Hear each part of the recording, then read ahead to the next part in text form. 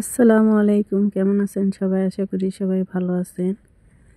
আজকে সকালবেলা বেগুন ভাজি হবে, সেই প্রস্তুতি নিচ্ছি।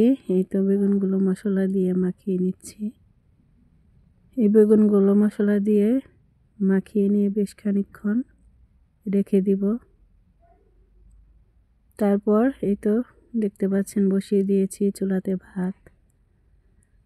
ভাতটা হয়ে গেলে বেগুনটা ভেজে নিব। এই তো ভাতটা হয়ে গেছে, এখন বেগুন ভেজে নিচ্ছি। সাধারণত বেগুন ভাজি করলে একটু পোড়া পোড়া করে ভাজি করবেন। ভাজিটা খেতে বেশ মজা হয় পোড়া পোড়া করলে। আমি তো এরকম লাল লাল করে ভেজে রাখি। তারপর সকালবেলা সাধারণত আমরা গ্রামের মানুষেরা সকালবেলা ভাতটাই বেছে নেই, যেহেতু ছেলে মানুষের কাজে যাওয়ার জন্য সকালবেলা তাড়াহুড়া হয়ে যায়। হাতের কাছে যা থাকে তাই দিয়ে সকালবেলা নাস্তা হয়ে যায়।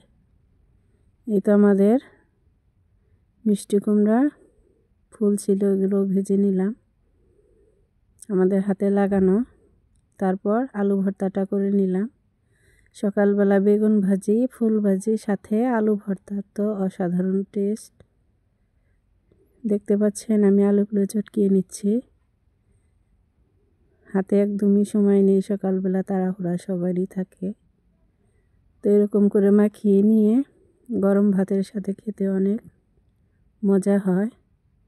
সকালবেলা আমাদের বাড়িতে তো কোনো তরকারি রান্না হয়ই না, এরকম সকালবেলা ভর্তা ছানা ভাজি পোড়া দিয়ে খাওয়া দাওয়া।